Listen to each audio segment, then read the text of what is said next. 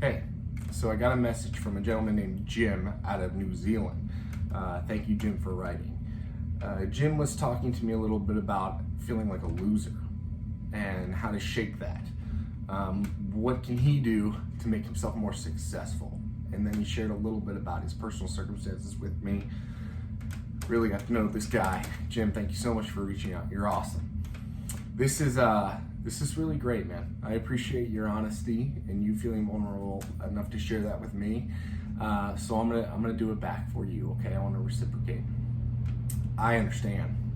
I really understand, and I understand this in a very recent way. So about 3 years ago, I was working really hard. I'm always working hard, but at the organization I worked for, I was in business development. And for go back maybe four and a half years ago from today, for about 18 months, I had just developed this really strong pipeline and facilitated meetings with all these key decision makers in my industry. And then time and time again, I was seeing these long sales cycles, maybe 6 months to a year, come to a decision-making point, and I was losing these at the finish line every time. And it was through really no lack of effort of my own, right? These were circumstances that were just simply out of my control.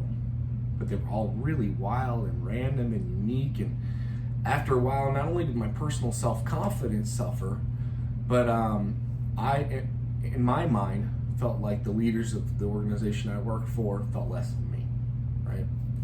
And I couldn't shake that. And I felt like a loser. Simply felt like a loser.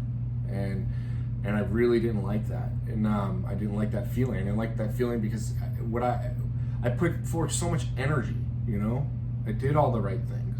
I made all the right phone calls. I sent all the appropriate emails. I returned everybody's voicemail and then extra. And this wasn't working out for me. And again, whether it was true or not, I certainly felt like I was being judged, and personally that hurt me. So on a Saturday or Sunday, that's not a feeling I could just shake off. I wanted to feel like I was successful in what I was doing, and I wasn't feeling that. So I knew in order not to feel like a loser, I needed to win. So I literally looked and I talked to Ariana one day and I said, I need a win. I need a win. I can't take this anymore. This is the last loss I'm gonna have. I gotta find it. And if I can't find it here, I'm gonna find it somewhere else. So I went to the laptop and I started Googling. And ultimately what I found was that there was gonna be a jiu-jitsu tournament coming to the Chicago area in 31 days. I said, that is perfect. That's perfect. That is the perfect amount of time for me to set a goal and see it through, because it's not 60 or 90 days. It's not so far away I'm gonna forget about it or lose passion for it, right? This is coming, and it's coming soon. So I reached out to Jay Valco, the owner, founder, head instructor of Valco BJJ, and I started taking privates with him to learn some more BJJ fundamentals, and I entered the tournament as a blue belt. And the shortest version of that story is this: I didn't come home with a gold medal, okay? I actually came home with a silver medal. And I'm so proud of that medal. I'm so proud of that medal. That's gold. It's gold to me, you know? Because I didn't feel like a loser anymore. I set a goal. I went out. I competed. I had a good day. I had fun. I learned more about myself. Jiu-jitsu was a whole nother level of empowerment.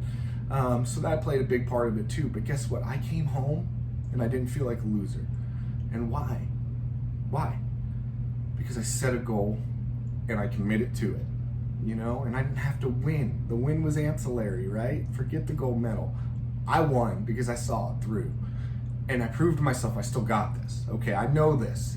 And just because these other things aren't working out for me here, that doesn't mean I am a loser. I'm not a loser, okay? So I hope that helped. Sometimes we got to create our own win.